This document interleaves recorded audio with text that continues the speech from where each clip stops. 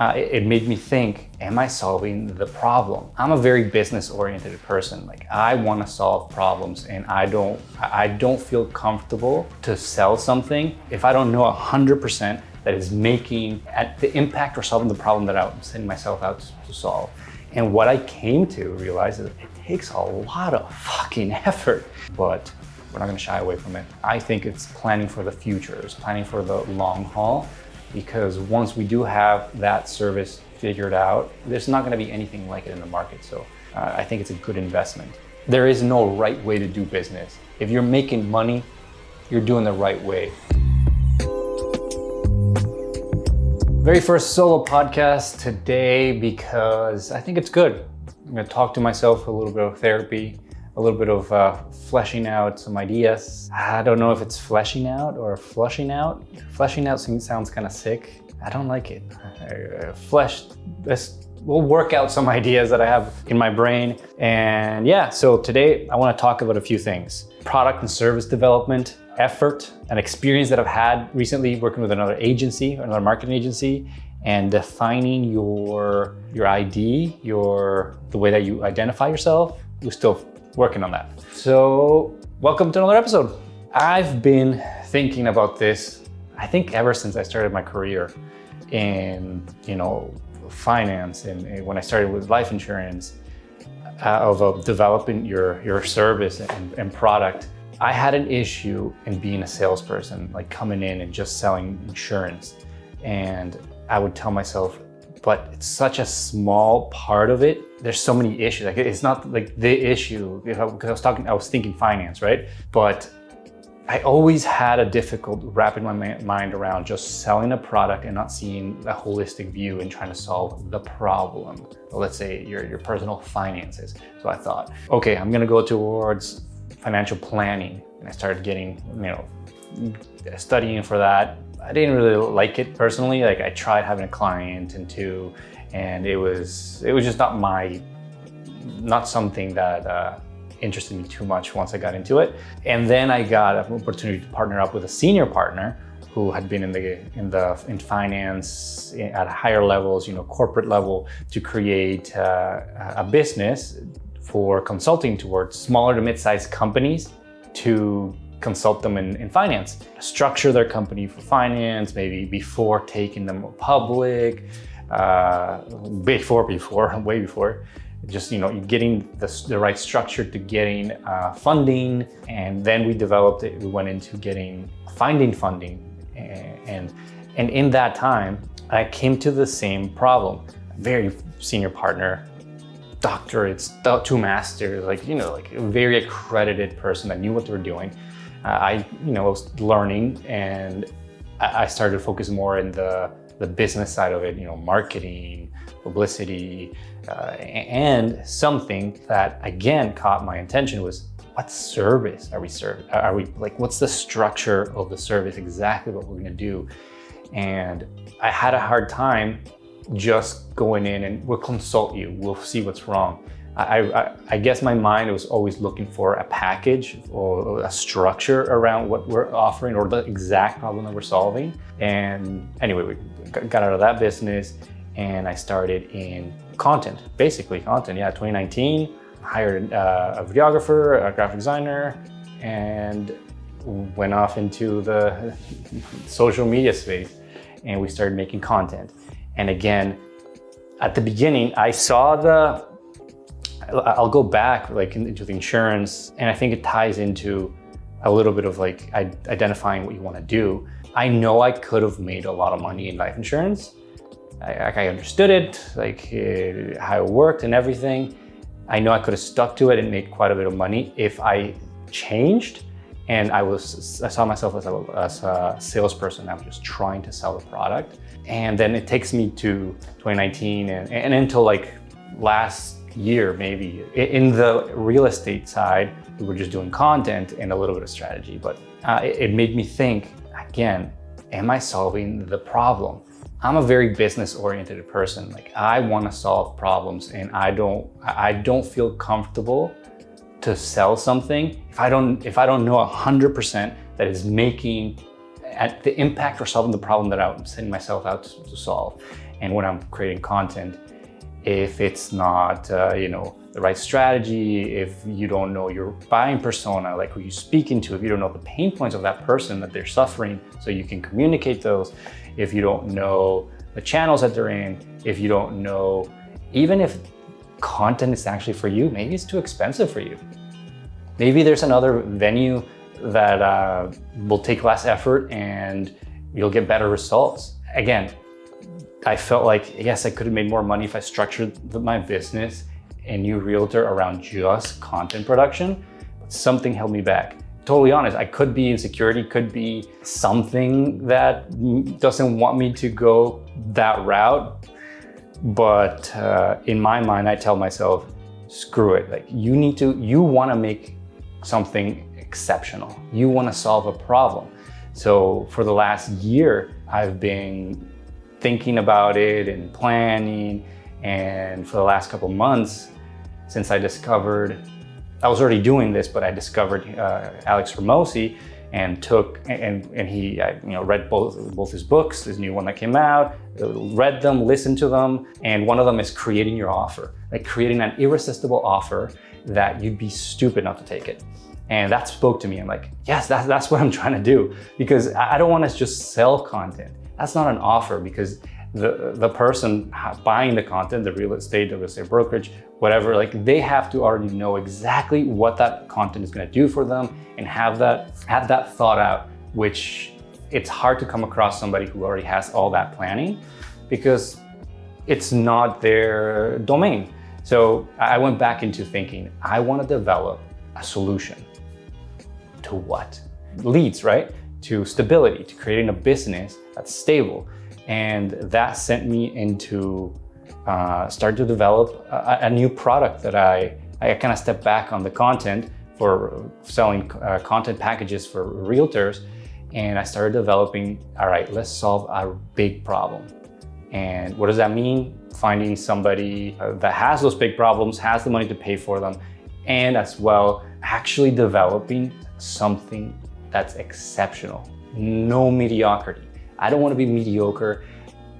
Could I make a lot more money right now just pumping out content, hiring 2 videographers, 3 videographers, more editors, and just be the best at content? Yes, we're trying to be the best at content. We experiment, we try everything, but what drives me is business solutions and solving problems, not selling you a tool that could solve your problem. No, coming in and actually solving that problem. So that's what has been motivating me in the past couple months. And what I came to realize is it takes a lot of fucking effort. I don't know who said this, probably her mostly, because I'm just consuming so much of his content lately. But it's a quote from a quote that I heard from him. Going from 0 to 1 takes incredible effort. Now you're to 1. Now you're no longer at base level. Now you're actually starting and you created something out of nothing. Now, making that one or making that business or service into good takes an X amount of effort. Now, incrementally making it better from good to maybe okay good or pretty good takes so much effort than it took from you to go from 0 to good. And I'm facing that now because there's so many questions. But enough about me. Let's go to real estate, something that would be interesting to you. I've been speaking to realtors on my podcast, this podcast, and I recently spoke to Michael, and he said this. Let's say I have a client list of 25 people, or I'm on a big team and I have a client list of 100 people, what are the opportunities with those 100 people? And again, looking at what I specialize in, people getting older, well, we're all getting older. Every day we're getting older. So people are retiring, people are going health challenges, people are losing a spouse, a death or something happening to them. So again, it was what can I do to show my clients that I'm familiar with different marketplaces. So for me, is I run a program called Housing TLC, which is Housing Transition Lifestyle Consulting. So I actually go in and help an older person plan their next real estate move. So he's talking about how he developed his service into a package called Home TLC, right? And I've been aware that realtors have, sure, a brokerage gives you the blueprint of having, your buyer presentation, but it's very template. you put your hands into it and like make it a little better for you, your fortes. Add like, oh, I offer photos for you. I won't take it with my phone. What I really liked about what he was talking about is he created his package for such a specific person that he was able to find the very specific problem that they have, which he says it better than me. And that gave him the ability to make a package, to create his service into something super, super specific that can solve the problem. And I think that's fantastic. That's something that I kind of want to go towards. And I think realtors can do that. But it comes back to defining what you want, defining things, because another problem that I've gone through in the past is, which completely fair, trying to service anybody and everything that I can to make money. And in the beginning, you have to do that because you're trying to make money. You can't turn away a client when you don't know where the next paycheck's gonna come from. So you take whatever you can. But let's step aside of that. Once you go over that hump, you feel comfortable. You have enough pipeline going through that you'll be good for a couple months or for the year. And now is the time when you feel a little bit comfortable and you think that you're gonna double down on just everything again. I personally think that's the time where you can select your best client. Go back. Okay, which ones did I enjoy working the most with? Which ones were they easier to find? Again, going back to Hermosi, this freaking guy is killing it. It's about finding a need, finding a dream outcome, finding the client, making sure that they have the means to pay for it, and they're easy to find. They're easy to find, which is, you don't want to target somebody that it's impossible to find an easy list to build out your funnel, right? The last one is that year by year, it's growing. It's not, crashing. It's not getting smaller. Whatever you're going to choose, your niche. So identifying who you're going after is so important, because then they're very, very specific problems. If you know that if you're going towards first-time home buyers that are looking into condos in a certain area, that, and maybe they're in a certain economic, bracket, that their problems are going to be this, and this. Imagine going into that meeting and your package says, oh, I help you solve this, and this. And they're like, holy shit, those are exactly what I'm feeling right now. Those are the pain points that I'm exactly feeling right now. And you already have it planned out and proven that you can solve those things. You'd be stupid enough not to take that deal, right? So that's what I've been thinking about, making something exceptional that is not going to take a couple months. Maybe it's going to take a year or 2 years to perfect, but something, you got to create a service that's going to solve something. And you have to tell people what that is. I no longer want to sell things that don't deliver. Not that we were providing services that don't deliver, but I want to be able to say, I will fix that problem if you hire me. And I know it takes a ton of effort to do something like that, something exceptional, but we're not gonna shy away from it. I think this is the right thing to do. I think it's planning for the future, it's planning for the long haul, because once we do have that service figured out down to a T, there's not gonna be anything like it in the market. So I think it's a good investment, and not to get lost in the weeds of the day-to-day and plan for the future and make your offering beyond better than anything else. And just being a good service provider that is pleasant. I'll share this. I recently hired another marketing agency to help me set up all the analytics for one of our larger business clients. And so we hired them to set up all the goal tracking for the website, the tracking of the SEO, client acquisition cost, everything you can think of, so we could properly track their progress, something that they've never done. And I think everybody should do it, especially realtors. How do you know what's working? How do you know where to focus your attention to if you're not tracking, right? So you're only as good as the information and the data that you're tracking. But it's super hard to implement another system into a running business, because you basically have to halt operations, relearn or reteach your employees or your staff on how to use it. It creates a lot of disruption. A podcast, oh, fantastic, a podcast. I had a podcast in 2019 when I was up north, living in North Bay, and we were working with more mining related businesses. And I had Lorelei, she was telling me, a lot of people come into the mining world and they see how people operate, how these huge billion-dollar corporations, how they operate, and they're like, wow, why don't you implement all this tech? Like, you're in the dark ages. You haven't done this. You know how far the technology has advanced? And she says, hold on, it's not about that. Do you know how much money it would cost if they implemented a new software and it crashed even for 30 minutes? It would cost them millions of dollars in losses. So implementing new things into a running operation is a risk and a huge time suck, especially for realtors who don't have that much time when they're already operating. So I understand it's difficult, but I think it's definitely something that needs to happen if you want to grow your business professionally and you want to have a real business. And you know if your content's working, if it's too expensive, if maybe the game is referrals. I don't know. I think you need to measure, but like that was a fantastic thing because I was in the same boat. Like, oh, why aren't they using this new technology, this new software, why aren't they switching their vehicles? Because back in the day, they probably still are, they were using gas-powered, combustion-fueled engines in their mine. They have to have, for moving them, moving staff and moving just underground.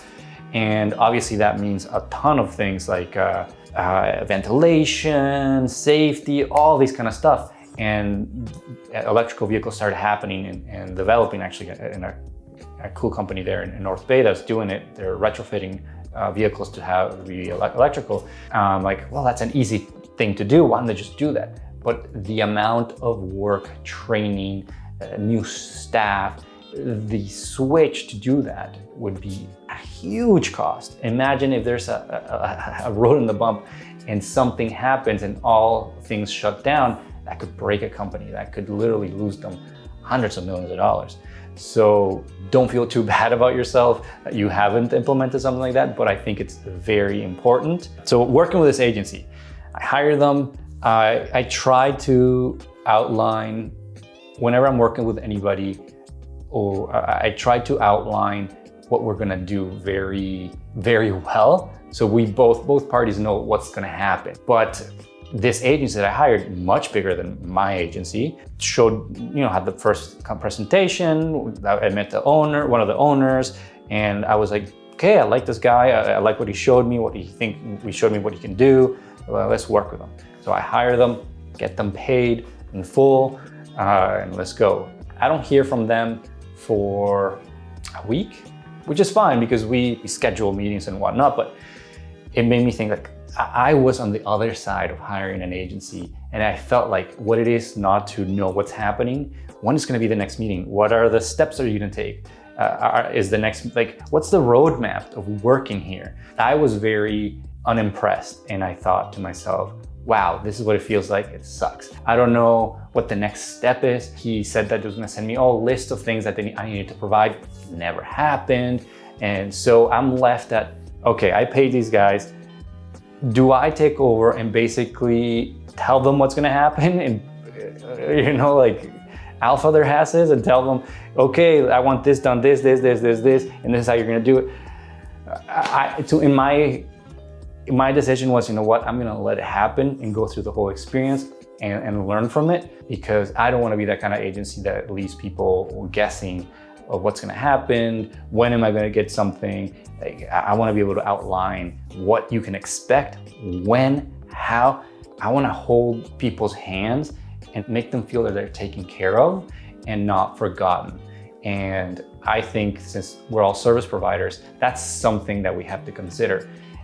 Are we forgetting our clients, and is there steps in the service map where we're kind of dropping the ball and making somebody feel like they don't have enough information, like they don't know what you're doing, So it goes back to product development, service development, knowing the interactions of what's going to happen in that service and making sure that you're communicating well and your service doesn't suck. I don't know. I don't know where I'm going, but these are the things that have been going on in my mind. Yeah, I was not impressed with that agency. The last thing that I want to say is I've also experienced a lot of confusion when it comes to choosing, let's call it, let's be professional, like your target market, or your niche, the service, and what you want to do. I think that, and with that confusion comes insecurity. With that confusion comes hesitation on what you should and shouldn't do. Is pick out your niche, get to know your niche, get to know who you're selling to, and go from there. Because if you don't have a very specific target, there's so many questions and there's so many possibilities. How do you know that you're aiming towards the right thing if you don't have a specific target that you're aiming at? I like to say I think, because I don't know. It's maybe somebody's more successful not doing what I think, the way that I believe to do things, and I don't know everything. It's possible that in a year, what I thought was true will be completely different. So I'm not, I can speak confidently and bullshit, but I don't like doing that. But I think that's the right way to do, because we're all business people. We're here to make money. So I strongly believe that in the long term, you will make more money if you are niched, if you have a small target that you're aiming at, because you will be the best at solving that problem, because you'll get the most exposure and the most well thought out solution to that issue. So you could charge a lot more. And there's people that will pay a lot more to have a specialist than a generalist. But there is no right way to do business. If you're making money, you're doing the right way. People have told me, because in the beginning of my business, I would offer things for free, right? But we'd be like, never offer things for free. I'll argue when I feel like arguing, and if I don't, I'll just be like, yeah, okay, cool. But it's always worked out for me. I've gotten huge clients doing free work. Why? And what is free? I'm not experienced enough. I don't have the testimonials and the proof that I can solve that problem. So you offer your service, your product for free, and you learn. So you're basically reducing the risk for somebody to take you, because nobody will take you because you're new at that thing and you're learning. So it's not free. I'm actually kind of testing out. You're my guinea pig. You take when you offer something for free, you take your risks, right? But yeah, I don't think there's one way to do business. So what the hell do I know? I could be 100% wrong. But those are my thoughts today. I hope you enjoyed my rambling. Let me know what you think. Did anything that I say sound cohesive and half okay? Let me know.